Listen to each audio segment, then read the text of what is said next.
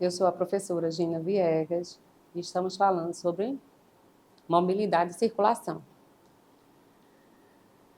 Retomando as propostas do Plano de Mobilidade de Olinda, então, se verifica várias propostas, né, de requalificação de mais qualidade, inclusive propostas com foco na sustentabilidade.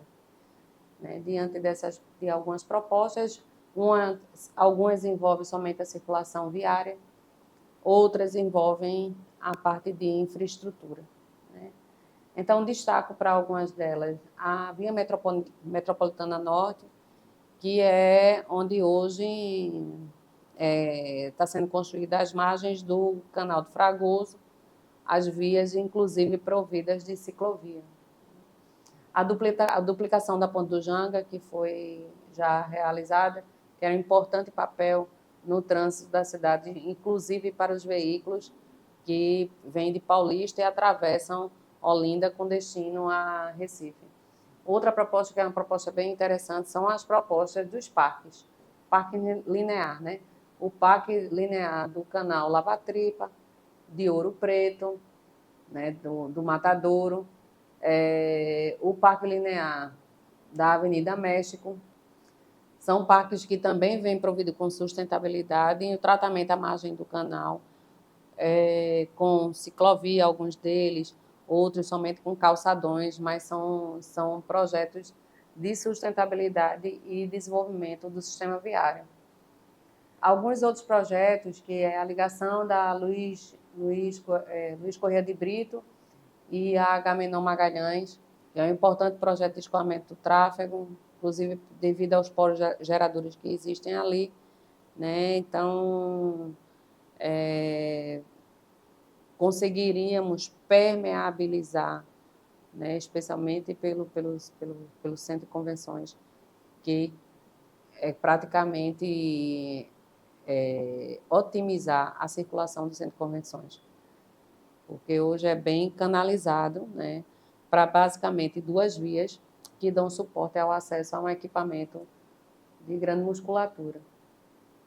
A continuação da via da Avenida México, né, e o binário, algo que é importante citar, o binário da Avenida Presidente Kennedy e a Avenida Brasília. Seria importante esse binário para permeabilizar essa quantidade de veículos que passam hoje na Kennedy, né, que é uma quantidade considerável, né, para duas faixas de rolamento, e inclusive ofertar o transporte não motorizado com mais segurança em ambas as avenidas. Algo que depende da circulação viária, né? O binário, tão discutido o ano passado, o binário da área marginal, da faixa litorânea, da Getúlio Vargas com Carlos de Lima Cavalcante, a rua Professor Cândido Pessoa e a Orla. Isso depende de sinalização viária apenas. A requalificação e pavimentação da Avenida Asa Branca, isso foi feito no ano de 2020, se não me engano. As vias coletoras, Rua das Flores e Escritor Ramos de Almeida, ela, para se transformar numa via coletora e especificamente entrar no sistema viário, logicamente, precisa de algumas requalificações. Dentre algumas vias, elas pedem a categoria da proposta, elas pedem a categoria de vias locais para se transformar em via coletora, né? E automaticamente teria que ser revisto alguns pontos de infraestrutura, mas nada pontos que precisassem requalificar ou fazer um novo geométrico da via. Não, algo que poderia ser feito através de uma manutenção e sinalização para que essas vias realmente se transformassem em vias de uma categoria dentro do sistema viário principal da cidade. A duplicação da ponte do Bibiribe, né, que é importantíssimo para o sistema viário daqui do território. A reestruturação da Antônia Costa Azevedo, especialmente pelas suas ligações, né, é uma via que faz uma ligação intermunicipal, né, de grande importância para Olinda, e porque é uma das vias que está presente num centro comercial muito importante da cidade, e implantação do corredor de BRT, o que hoje está em operação, né, que está em requalificação ao longo da PE15. Essas só foram algumas propostas, está presente todas as propostas no plano de mobilidade, para quem tiver interesse de pesquisar o que ainda pode ser feito. O plano de mobilidade também, logicamente, eu não tenho como fazer um plano de circulação viária se não conhecer exatamente como funcionam as vias, né? Então, qual é o fluxo de saturação? Como é que as vias estão funcionando, né? Do escoamento, no quesito escoamento de tráfego, como é que as vias estão funcionando? Que via suporta mais trânsito do que as outras? Então, é levantado o fluxo de saturação através de um trecho de via. E nesse trecho de via, né, 2 pontos, e nesse trecho de via eu vejo exatamente quantos veículos passam por hora. Então, foi identificado, tem um índice, né, que é interessante seguir, em rodovias se passam 2.000, isso tudo por faixa de rolamento, tá certo? Não é todas as faixas de rolamento, todas as faixas de trânsito. É uma faixa de trânsito. Qual é a vazão que ela dá? Qual a quantidade de veículos que ela consegue operar numa determinada hora, especialmente em horas de pico, né? Então, nas rodovias são 2.000 automóveis por hora, as arteriais 1.500 automóveis por hora, as secundárias, as vias arteriais. Tem uma arterial que ela tem maior capacidade e tem uma arterial que tem menor capacidade. São todas arteriais, né? No Plamob conseguiu segregar porque Olinda tem vias arteriais, mas que tem um geométrico diferenciado. Então, ou uma interferência, impedimentos ou barreiras ao longo da via que dão uma redução desse escoamento. Então, para melhor estudo, separou de primárias e secundárias. Arteriais primárias com 1.500 automóveis e as secundárias 1.200. Vias coletoras com 1.000 automóveis, locais 300 automóveis, vias não pavimentadas, logicamente, não é atrativo para ninguém trafegar sem automóveis por hora. O mapa mostra aí, né, as vias em vermelho, ela está gerando com 1.500, a laranja está com 1.200, a amarela eu consigo reduzir para 900, a verde 300 e a azul, que são vias locais, aproximadamente 100 km por hora. A partir daí, é feita a capacidade viária. Então, qual é a capacidade de uma via? Então, eu pego o número de faixas dessa via e multiplico pelo fluxo de saturação. E aí, eu consigo exatamente qual é a capacidade da via. O fluxo de saturação é a partir de um link, quanto essa via comporta, né? Eu tenho um parâmetro e eu preciso ver exatamente quanto essa via está comportando. E como se faz isso? Pesquisa de coleta de dados. Tá certo? Então, a partir da coleta de dados é que vê a capacidade viária que você tem. Outro dado interessante é a hierarquia viária que se baseou na rede atual, né? A rede atual, ela basicamente tinha somente as linhas vermelhas do mapa, né? E com a proposta de requalificação, com a proposta de alteração da sinalização, né? Regularização do pavimento, mais sinalizações de modo a puxar o tráfego. Existem umas placas que eu vou falar mais à frente sobre sinalização de trânsito. Existem umas placas que fomentam o trânsito em algumas regiões do território. Então, se eu quiser, de certa forma, pegar um fluxo de veículos e tentar jogar numa via, eu preciso fazer a indicação disso através de placas indicativas. Então, são placas de origem e destino. Então, essas placas elas vão funcionar exatamente para tentar tirar o tráfego da principal, mas para acontecer isso, eu tenho que minha via ela tem que ser atrativa, tem que ser um convite para que as pessoas possam trafegar por ela num tempo menor, né? Ou ser um atalho, ela tendo mais fluidez. Então, essas placas elas têm essa função, né? De evitar o deslocamento desnecessário ou te adensar algumas áreas somente por um hábito, né? mas para isso eu tenho que ofertar. Aí está aí no cenário futuro de como se organizaria a cidade, né, diante do Planmob de seus estudos.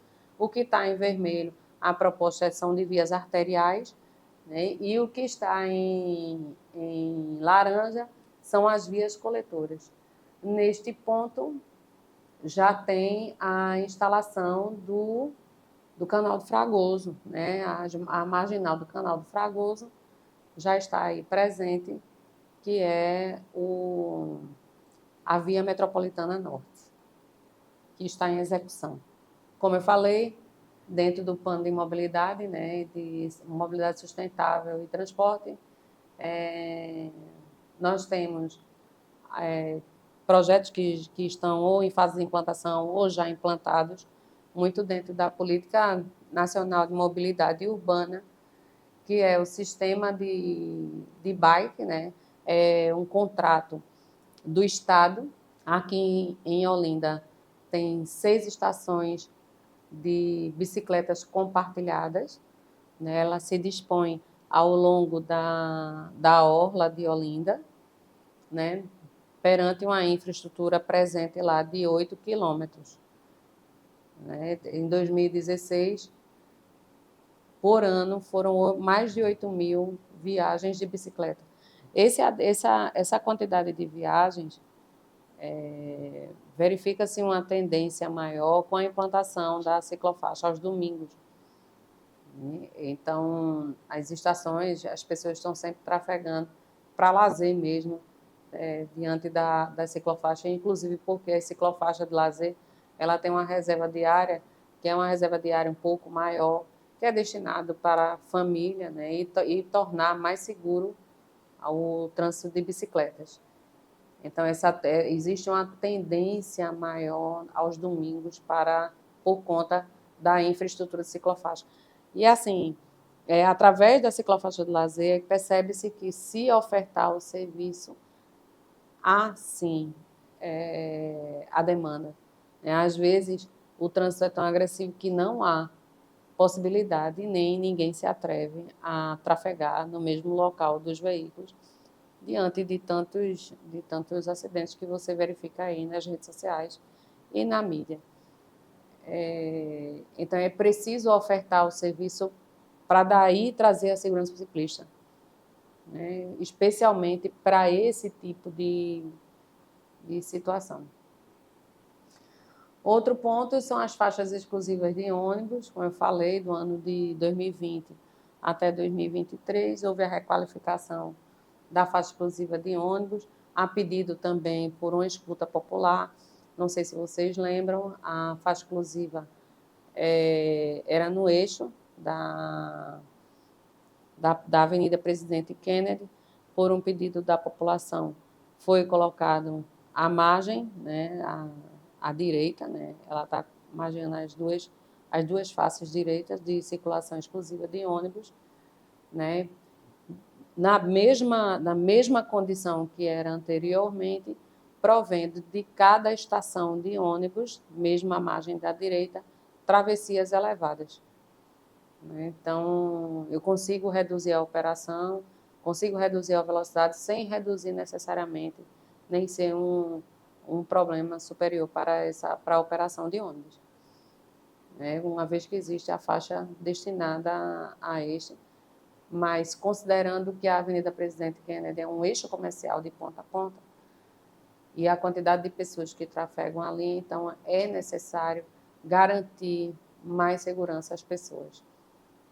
Por isso, a presença das travessias elevadas.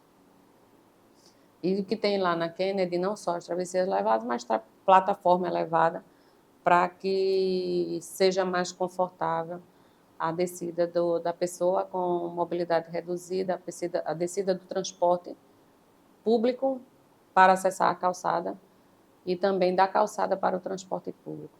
Deixar isso um pouco mais seguro. São 18 linhas de ônibus, logicamente por conta do TI Xambá, né, que é um terminal integrado de grande capacidade. Então, 18 linhas de ônibus trafegam